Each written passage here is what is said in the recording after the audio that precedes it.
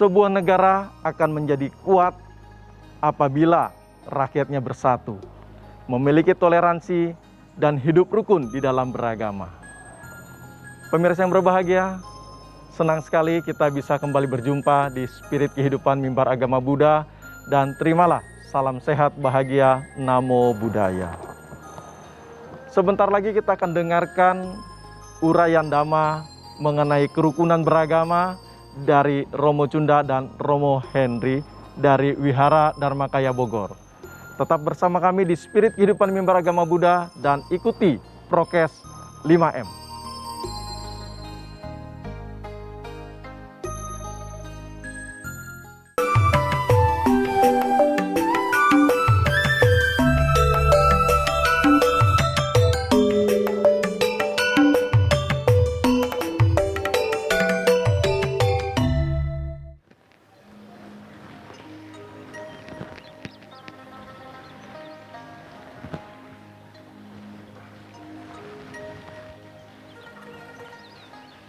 Terima kasih masih bersama kami di Spirit Kehidupan Mimbar Agama Buddha. Pemirsa yang berbahagia, sebentar lagi kita akan dengarkan penjelasan kerukunan beragama dari Romo Chunda Jugiarta Supandi. Namo Buddhaya, Romo. Apa kabar? Baik saja, terima kasih. Sehat kan Romo ya? Selalu sehat. Ini luar biasa, Romo Chunda kegiatannya banyak sekali dan masih menyempatkan bersama kita di Spirit Kehidupan Mimbar Agama Buddha. Romo, kita akan bahas mengenai kerukunan beragama. Ya. Nah, saya mau tanya di awal dengan Romo, sebab-sebab atau penyebab munculnya, terjadinya masalah kerukunan. Ya. Kerukunan sangat diperlukan untuk kita bermasyarakat, berbangsa, bahkan berkeluarga, sehingga kerukunan itu akan membuka banyak peluang kebahagiaan. Coba Anda bayangkan ketika kita dalam rusuh, ribut, bertikai, bahkan yang paling ekstrim perang, apa yang bisa kita lakukan? Yang ada cuma kebencian, kebencian, dan kebencian. Nah, saya sebagai seorang Buddhis yang lahir di Tatar Sunda, di daerah Sunda, sejak kecil sudah terbiasa hidup rukun bersama, baik dengan keluarga maupun dengan tetangga yang berbeda agama, berbeda jenis etisnya barangkali, atau mungkin juga sosial pendidikannya. Dalam hal ini tergantung selama kita bertemu, berbicara, mungkin juga membicarakan agama, tapi kita terbatas hanya bahwa itu adalah kebenaran, bukan sesuatu yang paling benar sendiri. Itulah kita hendaknya menjaga diri kita agar tidak menjadi lebih hebat, lebih luar biasa dari orang lain. Kita boleh menjadi orang yang hebat, tapi jangan merasa paling hebat di dunia ini. Karena kita nggak pernah tahu apa yang akan terjadi pada diri kita kelak. Barangkali itu asal mula kerukunan bisa kita terapkan sebagai makhluk individu. Kita bertanggung jawab pada semua tindakan, ucapan, dan pemikiran kita. Apalagi sebagai Buddhis. Apapun yang telah kita lakukan pasti akan kita terima, akan kita panen. Dan kita sebagai makhluk sosial, kita berinteraksi, bermasyarakat. Dan jangan lupa, kita adalah makhluk spiritual, di mana kita bisa membina diri agar mencapai pencerahan. Romo, di dalam sejarah agama Buddha, di zaman Sang Buddha sendiri sebenarnya masalah-masalah kerukunan ini ada nggak ya? Oh ada. Buddha selalu berpesan bahwa perpecahan, perselisihan itu terjadi karena rasa takut, was-was, dan itu bisa terselesaikan apabila kita rukun. Makanya Buddha menganjurkan agar semua biku hiduplah rukun. Namun di dalam kenyataannya pada zaman Sang Buddha sendiri sering terjadi keributan antara biku karena salah menafsirkan ajaran, salah berucap, dan sebagainya. Jadi perselisihan itu selalu ada, tapi berdiskusilah sehingga akan tercapai suatu kesepakatan walaupun pada akhirnya nanti sepakat untuk tidak sepakat. Sepakat Untuk tidak sepakat. untuk tidak sepakat. Ya. Jadi kalau ada sesuatu yang memang belum kita bisa terima, ya untuk sementara dipending aja dulu. Karena besok lusa orang yang menyatakan kita anggap salah itu bisa yang benar malah. Karena selama ini kita belajar dhamma, belajar agama, belum memunculkan wisdom. Kita belajar teori dharma boleh tinggi, tapi tidak muncul wisdom, maka dhamma itu hanya sebagai hiasan saja. Sebagai teori. Ya, betul. Seperti itu ya Romo ya. Romo mungkin bisa jelaskan salah satu contoh di zaman Sang Buddha beberapa terjadinya perselisihan mengenai kerukunan, Romo. Kita tahu bahwa ajaran Buddha selalu melalui bahasa lisan, oral. Ya. Jadi pada satu kelompok Buddha menerangkan bahwa perasaan, Vedana, itu ada dua. Tapi pada kesempatan lain, beliau menerangkan bahwa Vedana ada tiga. Nah, karena masing-masing berpendapat bahwa yang paling benar adalah yang dua, dan yang pihak lain menganggap paling benar adalah tiga, terjadilah cekcok. Dan hal ini disampaikan kepada Buddha. Lalu Buddha menerangkan bahwa beliau bisa menerangkan perasaan Vedana cuma 1, 2, 3, 5, dan seterusnya.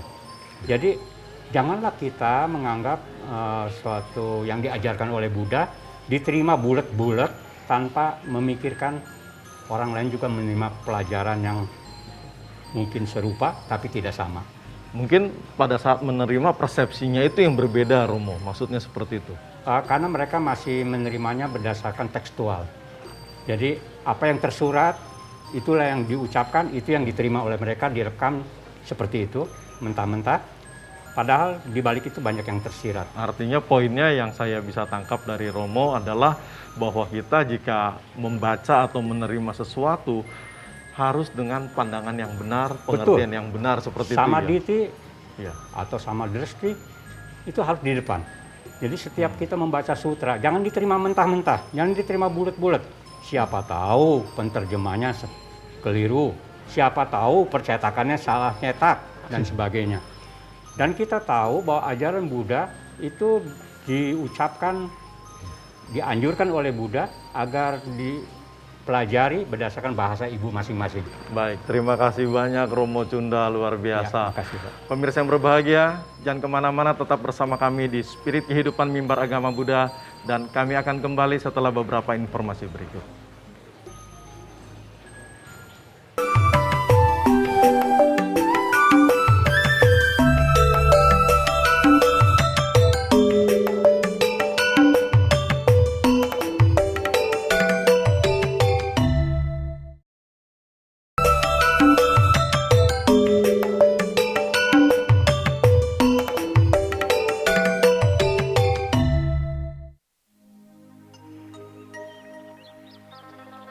Bapak Ibu, saudara-saudara pemirsa semua, dalam hal kerukunan beragama, ada satu hal yang penting dari ajaran Buddha. Saya akan bacakan petikan dari kitab Khuddaka Nikaya. Demikian bunyinya, saudara.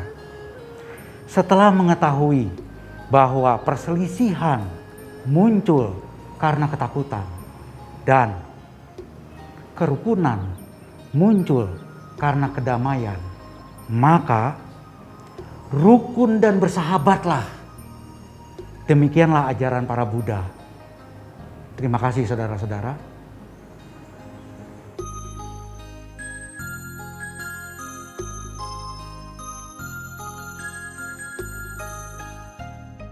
Pemirsa yang berbahagia, tadi kita sudah dengarkan penjelasan dari Romo Chunda Jugiarta Supandi mengenai kerukunan beragama. Dan selanjutnya kita juga akan mendengarkan mengenai kerukunan beragama dari Romo Henry Gunawan Chandra. Romo Henry, apa kabar? Ya, Namo baik, Buddhaya, baik, Romo. Namo Buddhaya. Sehat, Romo? Sehat, Luar sehat. biasa nih kegiatannya banyak sekali. Ya, Terima kasih, begitulah. Romo. Romo, tadi kita sudah dengarkan dari Iya. Romo Cunda mengenai kerukunan beragama. Mm-mm. Nah, kita juga mau dengar dari Romo Henry nih mengenai kerukunan. Menurut Romo, apa sih penyebab terjadinya perpecahan mereka menjadi tidak rukun? Oh iya, jadi begini, kalau kita bilang bahwa itulah bedanya masing-masing manusia kan tadi mungkin Romo Cunda sedikit menjelaskan mengenai pandangan Ya. gitu kan ya. Kalau di kita itu kan kita bilang bahwa cara sikap kita, perilaku kita dalam menerjemahkan agama itu, cara beragama itu yang mestinya menjadi perilaku yang harusnya kita jalankan sehari-hari. Bahwa makanya ada istilah moderasi beragama itu kan, artinya bahwa kita diajarkan untuk bagaimana perilaku kita menerjemahkan nilai-nilai agama itu menjadi sesuatu yang bisa kita gunakan bermasyarakat seperti itu, sehingga tidak terjadi salah paham, sedikit-sedikit emosi gitu-gitu. Belum apa-apa sudah marah duluan gitu kan, tidak cross check. Seperti yang sekarang kan banyak sekali berita-berita yang nggak bener gitu kan. Kalau kita baca semua berita-berita itu mungkin kita jadinya langsung emosi, terbawa emosi. Tapi kalau kita menyikapinya dengan lebih bijaksana, cross check dulu gitu kan. Lihat lu, cek and recheck apa betul nggak, oh ternyata hoax gitu-gitu kan. Banyak sekali sekarang terjadi seperti itu. Jadi mungkin memang sepertinya harusnya kita mulai dari diri kita sendiri, tapi kita menggunakan nilai-nilai yang kita punya itu untuk kita bawa ke masyarakat tentunya. Sehingga dalam perilaku kita itu menjadi lebih wise lah ya di masyarakat seperti itu. Dalam memahami apapun juga check and recheck. Betul, seperti itu ya harus Romo. seperti Tidak itu. langsung spontanitas Tidak terbawa, langsung. ikut emosi, ikut lempar.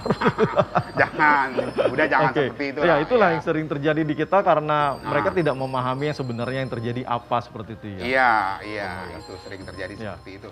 Kemudian Romo, Indonesia juga sebenarnya sudah sebagai negara kepulauan tentunya sudah memiliki dasar yang cukup baik ya. Nah, menurut Romo sendiri pandangan Romo bagaimana nih? Oh iya, Dengan tentunya dengan konsep Buddha Dhamma. Oh iya. Ini kan sejalan ya. Kalau kita kan mengenal istilah Bhinneka Tunggal Ika, itu Betul. kan juga sesuatu yang diambil dari leluhur kita lah ya, nenek moyang kita dulu kan. Panjangnya kan itu kan ada kata-kata Siwa Buddha, Bhinneka Tunggal Ika, Tanhana Dhamma Mangrua. Artinya walaupun berbeda-beda, tapi Dharma itu satu, tidak mendua. Yang namanya kebenaran, yang namanya kebijaksanaan itu ya sama-sama aja. Arahnya kebaikan. Jadi nggak ada yang namanya kebaikan itu kebaikan A, kebaikan B, nggak ada. Yang namanya kebaikan, kebaikan. Yang namanya salah gitu loh. Iya. Jadi nggak mendua gitu loh. Nggak untuk A boleh, untuk B nggak boleh, nggak begitu. Sama, tetap Dharma itu harus sama, tidak mendua. Jadi kalau cerita Bhinneka Tunggal Ika itu seperti itu.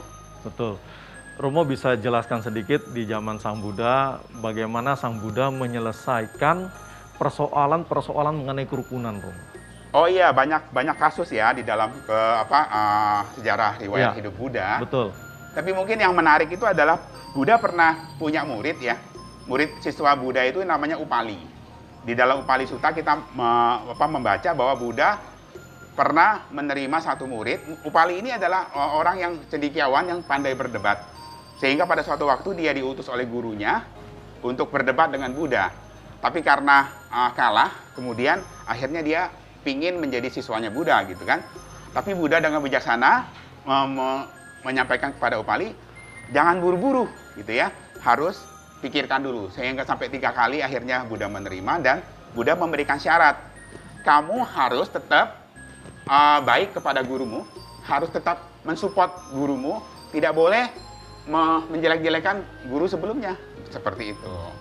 Ya, itu saya pernah dengar tuh Romo, mengenai seorang murid datang ke gurunya untuk menyampaikan keburukan gurunya. Iya. Gitu kan?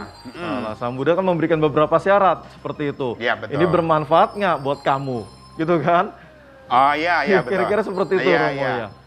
Jadi kalau ajaran Buddha kan memang seperti itu ya. Jadi yang namanya tindakan kita itu harus kita lihat bahwa apakah ini bermanfaat bagi orang lain bermanfaat nggak bagi kita. Iya. Kalau enggak ya jangan kita lakukan. Kalau bermanfaat baru kita lakukan. Luar Seperti biasa itu. Romo ya. Iya. Kemudian Romo, ada lagi nggak di zaman Sang Buddha ini cerita-cerita yang menarik yang bisa menginspirasi kita semua bagaimana kita bisa menjaga kerukunan itu, apalagi di dalam kebinekaan ya Romo ya. Ya, kalau kita cerita leluhur kita ya, kita pernah mengenal satu yang namanya Raja Asoka. Mungkin juga sangat terkenal ya. Banyak film-filmnya mengenai Raja Asoka ini. Satu raja maharaja di India di zamannya ya. Beliau terkenal dengan pilar-pilar Asokanya. Kalau kita ke India itu banyak sekali menemukan pilar-pilar Asoka gitu kan, yang tinggi, yang ada Tugu gambar ya, singa itu ya, tugu itu. Nah, di pilar itu selalu ditulis di bawahnya mengenai bagaimana caranya untuk toleransi terhadap sesama gitu. Bahkan di prasasti itu dikatakan bahwa kalau kita cara kita mencintai agama kita itu kemudian dengan bakti, kemudian kita menjelek-jelekan agama yang lain, itu malah salah. Caranya keliru. Justru dengan cara seperti itu maka malah terbalik, kita malah merugikan agama kita sendiri. Selain kita menghina orang lain, juga menghina kita sendiri gitu loh. Jadi itu di prasasti itu jelas ditulis bahwa dengan cara tidak boleh dengan cara menjelek-jelekan yang lain. Untuk mengangkat derajat kita itu nggak perlu jelek-jelekan orang lain. Justru dengan kita melakukan hal-hal yang baik, itu malah membuat agama kita menjadi baik, seperti itu. Jadi sangat keliru jika selalu menjelekkan keyakinan orang lain. Tanpa disadari sebenarnya menjelekkan keyakinannya sendiri, kira-kira seperti itu Romo. Iya, kan kalau di agama Buddha itu kan Buddha juga menjelaskan bahwa ajaran Dharma itu kan seperti segenggam daun. Gitu kan? Dan Dharma itu kan ada seperti hutan, daun-daun di dalam hutan, gitu kan? Jadi yang Buddha ajarkan itu kan hanya sebagian saja di antara sekian banyak ajaran-ajaran. Iya. Seperti itu. Jadi memang dari awal Buddha selalu menekankan untuk kerukunan toleransi seperti itu. Nggak pernah untuk menjelek-jelekan, mengatakan yang lain-lain itu salah. Nggak seperti itu caranya. Ada lagi nggak Romo? Ceritanya banyak nih Romo kayaknya. nih. Seru juga. Iya. Silakan Romo. Ya kalau kita cerita mengenai moderasi lah ya, Iya, moderasi iya. beragama. Moderasi itu sendiri kan kalau dari Kamus Bahasa Indonesia kan diterjemahkan sebagai menghindari keekstriman. Nah, kalau dalam bahasa kita kan jalan tengah nih, Ya. Majjhima Patipada. Itu kan suatu ajaran Buddha yang basic sekali, yang setiap umat Buddha pastinya tahu itu. Menjadi dasar ya. Menjadi dasar bahwa Buddha itu mengajarkan jalan tengah, gitu kan?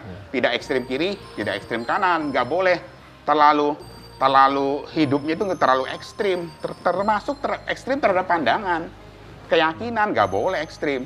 Harus luwes gitu kan, harus moderat seperti itu. Itu yang diajarkan Buddha. Nah, itu yang membuat kita bisa bertoleransi, bisa menerima keyakinan orang lain, betul. ajaran orang lain, dan itu pasti membawa manfaat juga buat kita, Romo. Iya dong, pastinya. Baik, Romo Seperti Henry itu. Gunawan, terima kasih banyak, Romo. Sama-sama. Penjelasannya luar biasa.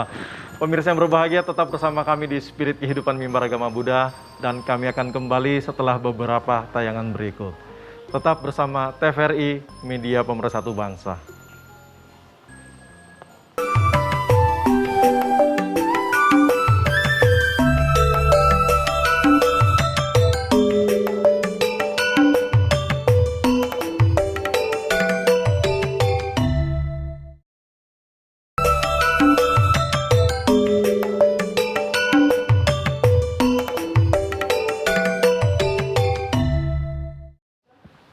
Pemirsa yang berbahagia, terima kasih masih bersama kami di Spirit Kehidupan Mimbar Agama Buddha. Dan Romo Chunda tadi sudah jelaskan banyak sekali, kemudian juga Romo Henry juga kita sudah dengarkan bersama penjelasan-penjelasan yang sangat luar biasa. Romo Chunda dan Romo Henry, sebelum kita akhiri acara kita hari ini, sebenarnya kita masih mau bahas lagi nih. Nah, Romo, silakan Romo Chunda terlebih dahulu, Romo Henry, untuk memotivasi kita semua umat Buddha dan juga semua masyarakat agar kita selalu bisa menjaga kerukunan, Romo. Ya, untuk menjaga kerukunan, tentunya kita kembali kepada diri kita sebagai makhluk individu. Mari kita menegakkan sila, moralitas yang seringkali kita langgar, sering jatuh bangun kita di sana, tapi kita bangkit kembali.